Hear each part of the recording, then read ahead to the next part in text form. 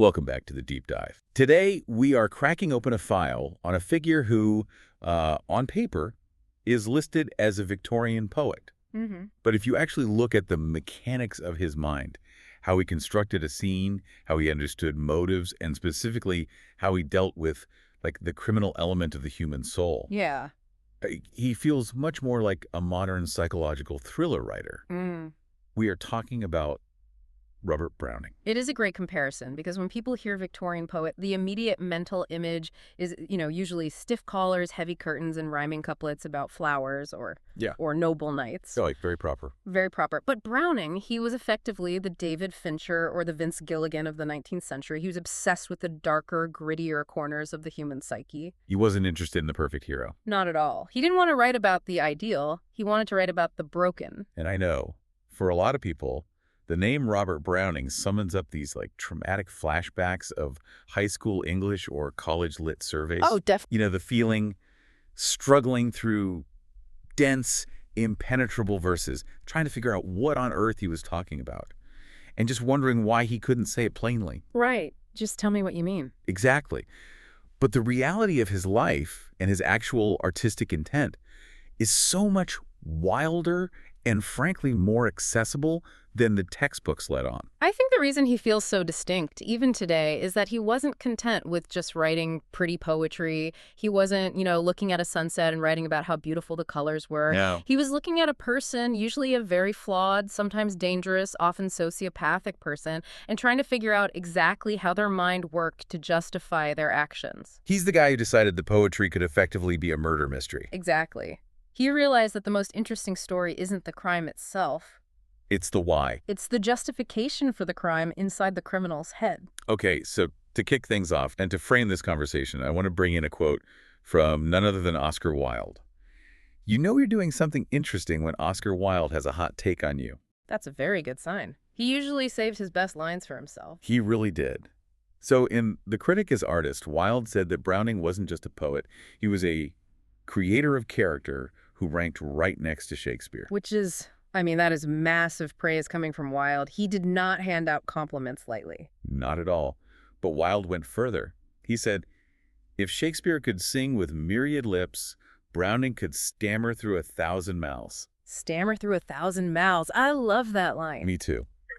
And I want to pause on that word stammer, because in most contexts, saying a writer stammers is an insult. It implies they can't get the words out. Right, that they're clumsy or inarticulate. But in this context, though, it is the highest form of compliment. That is the key to unlocking Browning. How so? Wilde isn't saying Browning was inarticulate. He's saying that Browning captured the way people actually think and speak. Think about it. When you're lying or when you're nervous or trying to justify something you know is wrong. You don't speak in perfect sentences. You don't speak in perfect flowing sonnets. You hesitate, you backtrack, you pause, you stammer. You spin, you try to find the angle that makes you look good. You spin. And Browning was the first person to really capture that spin in poetry. He created characters who were messy, real, and often totally unreliable narrators. So before Browning, poetry was all about capital T truth. For the most part, yeah. It was about beauty or God or nature. Browning comes along and introduces the idea that truth is subjective and depends entirely on who is doing the talking. So our mission for this deep dive is to unpack this man. We want to see how a guy who was accused of being willfully obscure, and we have some truly savage stories about that later. Oh, they're brutal. How he became this literary sage. We're going to look at how he invented the dramatic monologue, which is basically a fancy term for letting a villain talk until they incriminate themselves. And we cannot forget the life he lived. This isn't a story of a guy sitting in a room alone for 80 years staring at a wall. Not even close. This involves one of history's great romances, a secret marriage, a midnight escape to Italy to flee a tyrannical father, and even a physical altercation with a famous spiritual medium. Oh, the spiritualist beatdown is definitely my favorite part of the research pile. It's so good. It's rare you get a major poet getting into a shoving match with a ghost summoner. So we've got a lot of source material here. Biographical details, publication histories, some very, very harsh critical reviews, and anecdotes about his life in London and Italy. So let's rewind to the beginning. Let's go to Camberwell, England in 1812. 1812, it's a turbulent time in Europe. The Napoleonic Wars are raging. The world is shifting. But in the Browning household in Camberwell, things were quiet. But culturally, they were incredibly dense. Culturally dense, I like that. It's a polite way of saying his dad was a hoarder. A collector. Let's call him a literary collector. Okay, a collector. So Robert Browning is born to a bank clerk. His dad works for the Bank of England, making about £150 a year. Which is a decent middle-class wage for the time. They aren't starving, but they aren't wealthy aristocrats by any stretch. But here's the kicker. Uh-huh. His dad has a personal library of 6,000 books. Just pause and think about the logistics of that. Right. 6,000 books in a private home in the early 19th century. Books were not cheap paperbacks you grab at the airport. They were expensive objects. They were heavy. They took up space. It's an obsession. It's a total obsession. To amass 6,000 volumes on a bank clerk's salary implies this man valued knowledge above all else. And these weren't just the standard bestsellers of the day. These were rare books, eclectic topics, history, languages, obscure treatises on magic and alchemy. It sounds like the internet before the internet, just a repository of random, incredible information. That is a great way to view it. It was an analog database, and young Robert had a library card with no limits. And his dad wasn't just some boring number cruncher who liked reading. He was a man of principle. The notes mentioned he had actually been sent to the West Indies to work on a sugar plantation in St. Kitts. Yeah, his family had money there. But he gave it up. This is a crucial piece of the puzzle regarding Browning's moral formation. Robert's father was an abolitionist. He went to the Caribbean as a young man, expecting to take over the family business, but he witnessed a slave revolt and saw the brutality of the plantation system firsthand. And he just couldn't do it. He couldn't stomach it. He essentially walked away from a fortune because he refused to profit from slavery. He came back to England to work as a clerk for a modest wage, rather than be a wealthy planter. Wow.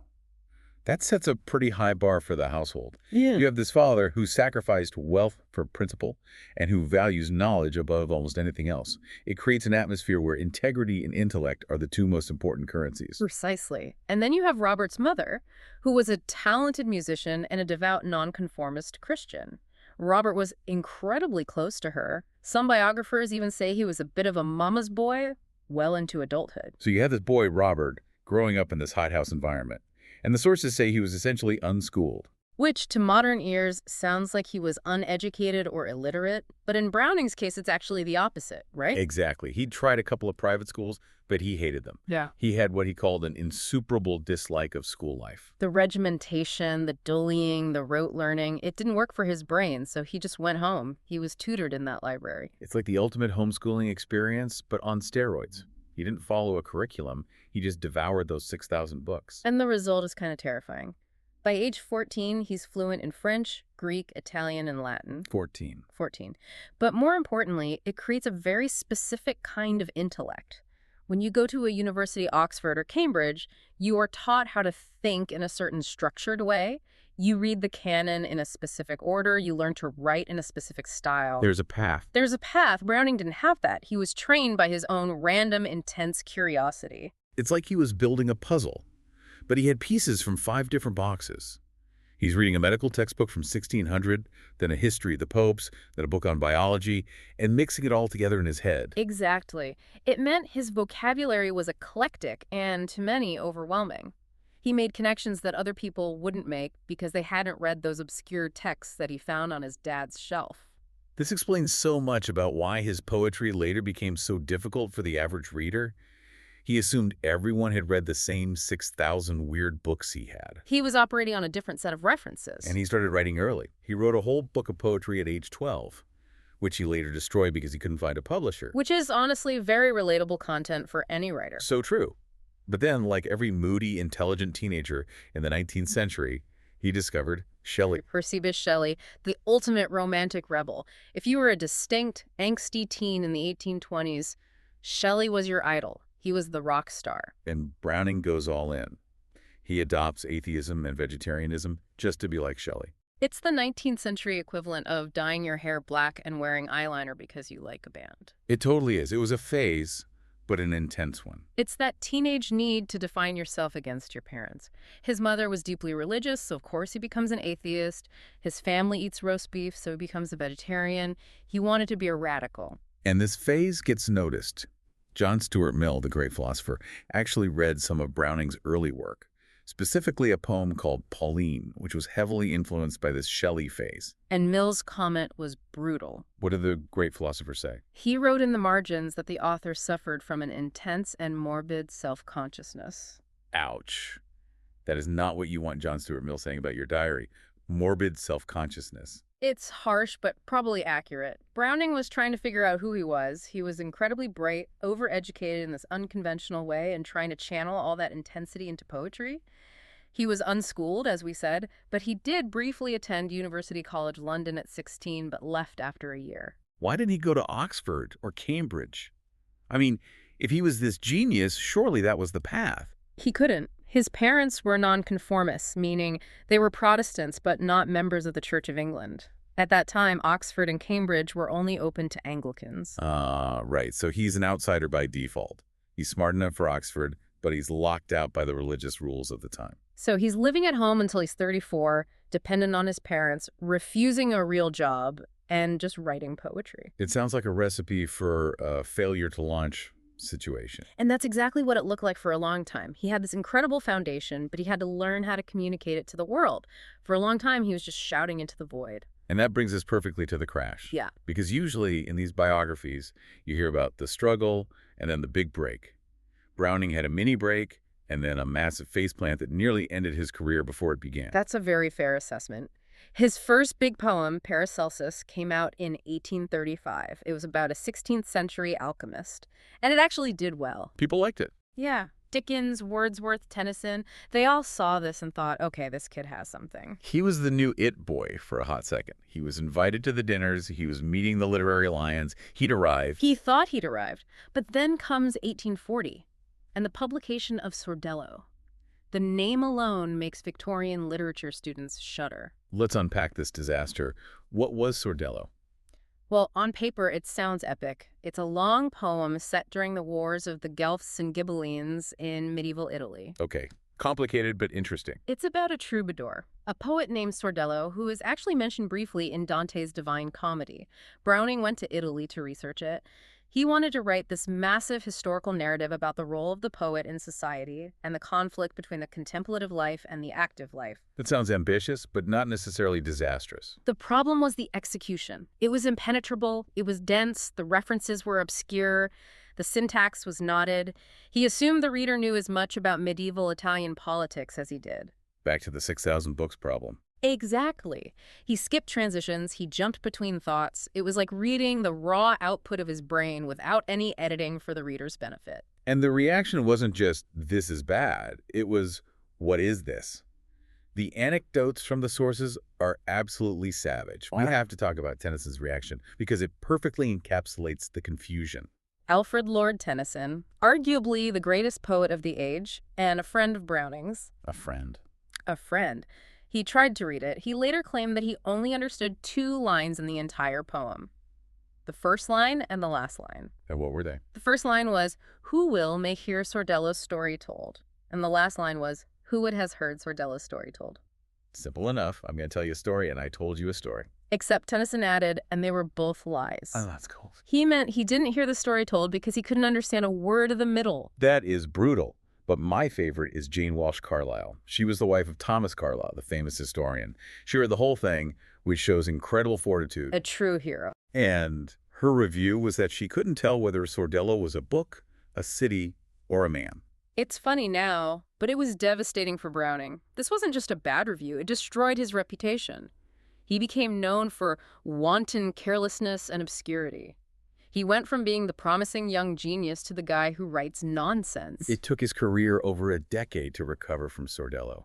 People literally stopped buying his books. Yeah, his publisher told him they'd only print his next works if he paid for the printing costs himself. Imagine that feeling. You're the smartest guy in the room. Literally, you have the 6,000 books in your head, but you can't get the ideas out in a way that people understand. You're transmitting on a frequency nobody else can hear. And that failure is crucial. It forced him to pivot. He realized he couldn't just dump his brain onto the page. He needed a vehicle. He needed a way to package his complexity that engaged the reader rather than pushing them away. He needed to find a way to make the obscurity part of the character, not the author. But before he found that artistic vehicle, he found an escape route from his life in London. A literal escape route. The Great Escape. We are moving to section 3, romance and Italy. Because while the critics were dunking on Sordello, something else was happening. In 1845, Robert reads a collection of poems by Elizabeth Barrett, and he decides to write her a letter. We have to understand the power dynamic here to really appreciate the audacity of this. Today, we often think of them as a pair, or maybe we even think of Robert as the more famous one because My Last Duchess is in every anthology. Right. But in 1845, she was the star. She was the celebrity. Absolutely. She was 6 years older than him. She was semi-invalid, largely confined to her room in her father's house on Wimpole Street due to a spinal injury and chronic illness. But her poetry was incredibly popular. She was a household name. A household name. A serious contender for poet laureate later on.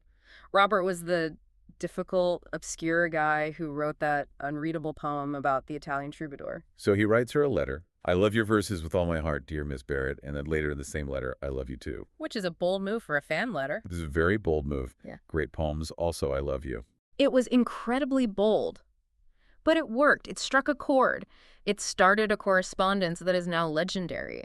They wrote hundreds of letters. They discussed poetry, philosophy, religion, and eventually their feelings. They fell in love through words before they really spent time together. But there was a major obstacle. A huge one. The villain. Every good story needs a villain. Enter Mr. Barrett. Elizabeth's father. He was. Tyrannical is the word often used. He had forbidden any of his children from marrying. Any of them. Any of them. He threatened to disinherit them if they did. He wanted to keep them, especially Elizabeth, under his control. He treated his family almost like property. There is a lot of speculation about why he was this way controlling, possessive, perhaps afraid of losing his authority, but the effect was that Wimpole Street was a prison. So this wasn't just a courtship, it was a conspiracy. It was. They had to meet in secret. Robert would come to the house while the father was away. They got married in secret in September 1846, and then a week later, they ran. They fled to Italy, first Pisa, then Florence. They settled in Casa Guidi, and this move changed everything for Browning. He later said, Italy was my university. Which is a great line considering he barely went to a real university. But what he meant was that after years of learning from books in his father's library, he was now learning from life. From the world. From the world. Yeah. He was seeing the art, the architecture, the messy history, the people on the street. Italy is vibrant, chaotic, and sensory.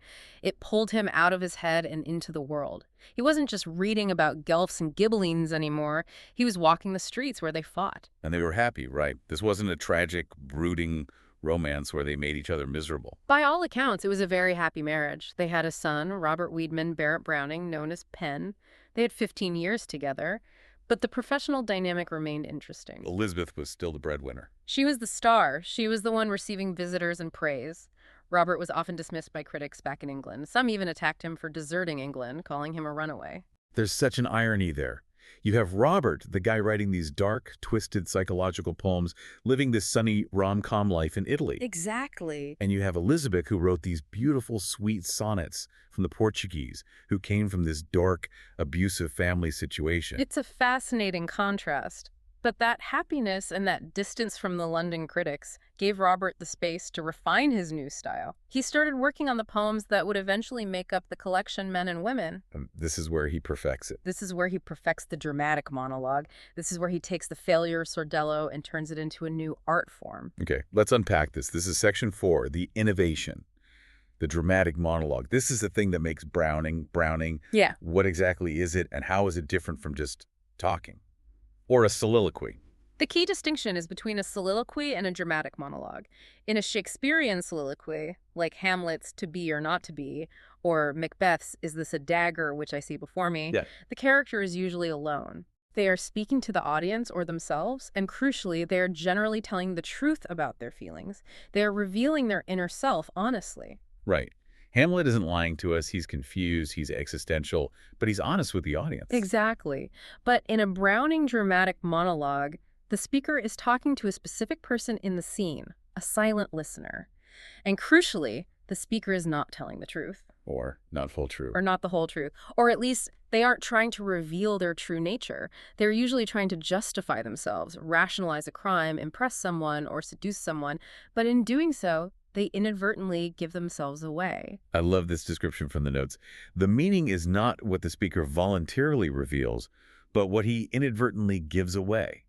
It's like watching a suspect in an interrogation room who thinks they're talking their way out of it, but every word is digging the hole deeper. That is the perfect analogy, and the best example, the one everyone should read, is My Last Duchess. Oh, it's a classic. Set the scene for us. So, the speaker is the Duke of Ferrara, an Italian Renaissance nobleman. He's talking to an emissary who has come to arrange his next marriage. His next marriage. Important detail. Very important. He takes this emissary upstairs to show him a painting of his previous wife, his last duchess, which is kept behind a curtain that only he is allowed to open. That's red flag number 1. I keep my dead wife's picture behind a curtain, and I control who sees her. Exactly. It's about control. And as he talks about the painting, he starts complaining about her. But listen to what he complains about. He says she was too easily pleased. She smiled at everyone. The horror. The horror. She treated the Duke's gift of a 900-years-old name the same way she treated a sunset or a bough of cherry as someone brought her from the orchard. He was jealous that she was happy. He was jealous that he couldn't control her happiness. He wanted to be the only source of joy in her life. He felt that her appreciating a sunset, something free and natural, was an insult to his expensive heritage. It's pathological narcissism. And then he drops the hammer. He says, I gave commands. Then all smiles stop together. Chills. Every time. I gave commands, then all smiles stop together. He implies he had her killed, but he says it so casually while discussing art. And notice the context. He is telling this to the guy arranging his next marriage. He is effectively giving a warning. My next wife better not be like the last one. This is what happens if you smile at the mailman. Pretty much. And then he immediately moves on to discussing the dowry and points out a statue of Neptune taming a seahorse. The symbolism is blatant. He wants to be Neptune taming the woman. The listener, the emissary, and the reader are left horrified, but the Duke thinks he's just being a sophisticated art collector. That is the genius of it. You, the reader, have to do the work. Browning doesn't say the Duke was a bad man.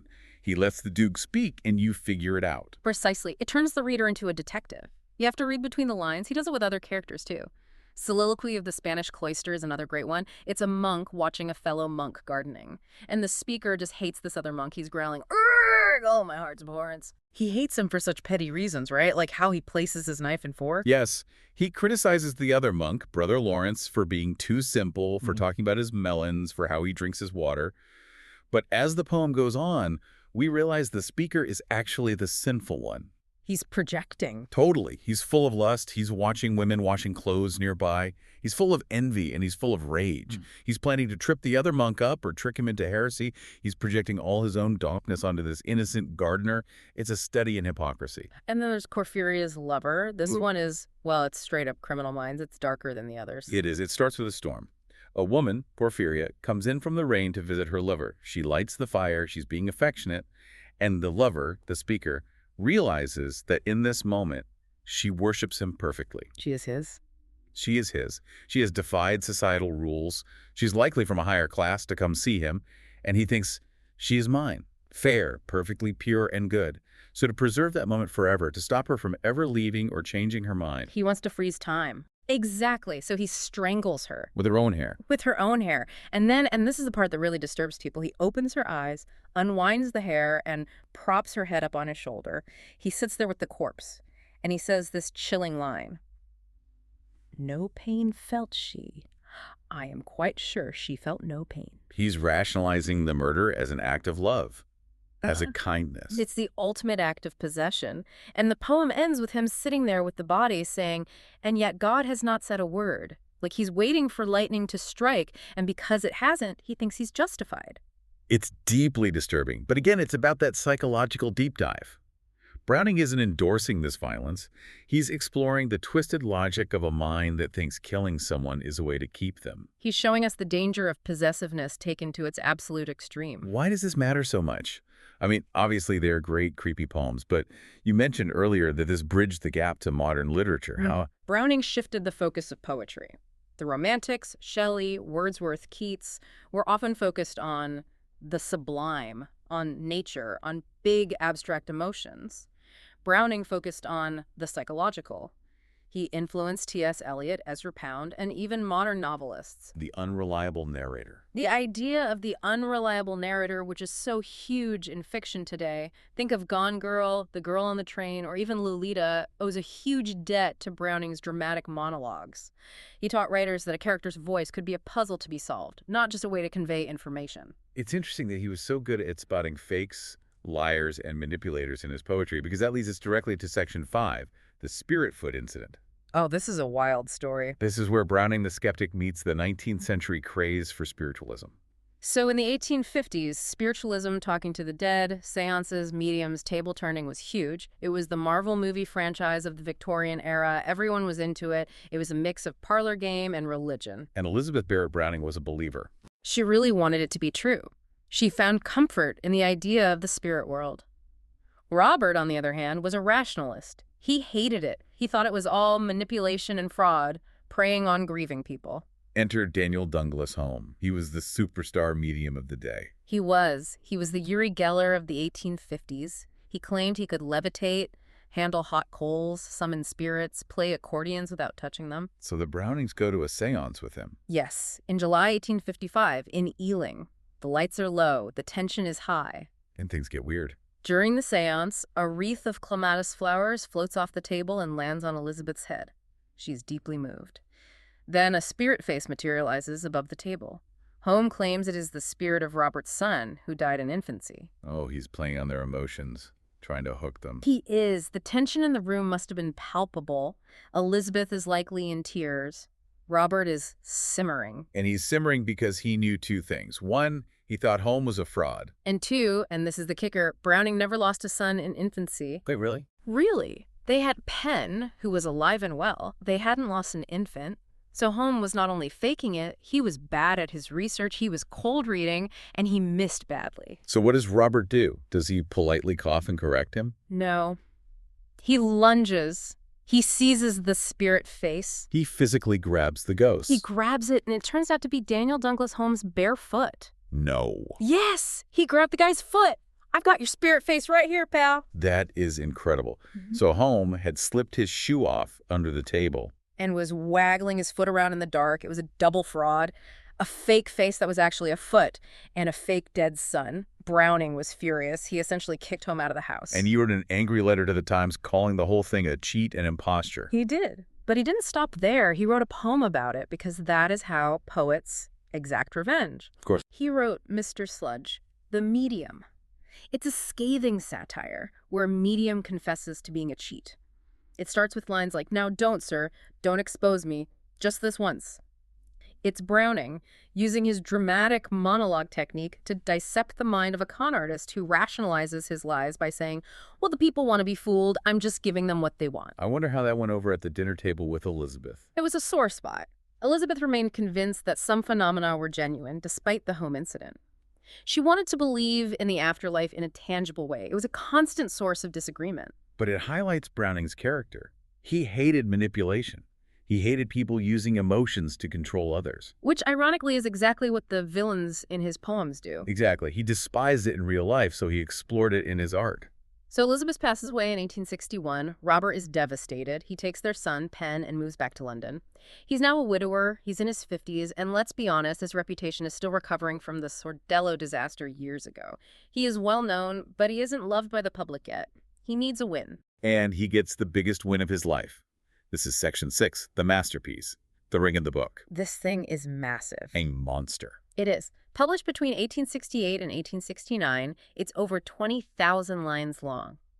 To give you context, that is twice as long as Milton's Paradise Lost. It came out in 4 volumes. And the premise is basically a true crime documentary. That's a great way to put it. Browning found an old yellow book in a flea market in Florence. It wasn't a novel, it was a collection of legal documents about a Roman murder case from the 1690s. So this is a real case. A real case. It was a mesmerizingly sordid tale of a nobleman, Count Guido Franceschini, who murders his wife Pompilia and her parents because he thinks she cheated on him with a priest, Caponsacchi. Classic tabloid stuff. Adultery, murder, priests, noblemen.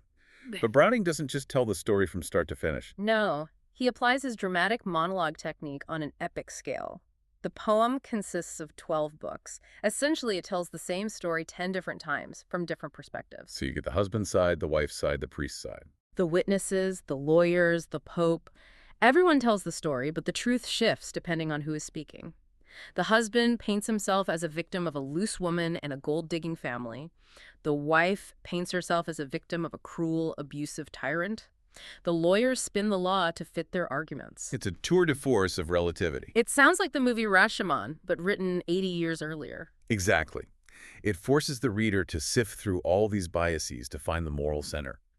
Browning is showing us that truth is often fragmented. You can't just take one person's word for it. You have to synthesize the truth from all the lies. It sounds exhausting, but in a good way, like you're on the jury for a very complicated trial. And the public loved it. They ate it up. Finally, after 40 years of writing, Browning got the renown he craved. He wasn't just the obscure poet anymore, he was a sage, a philosopher poet. The Robert Browning Society was formed while he was still alive to study his work. Which was rare. Usually you have to die to get a society dedicated to you. It was almost unheard of. He finally made it. He became a Victorian institution. But even institutions are mortal. And that brings us to section 7, which I find really moving. The voice from beyond the grave. This is a fascinating bit of history. We are so used to recorded audio now. We're recording this right now. People send voice notes.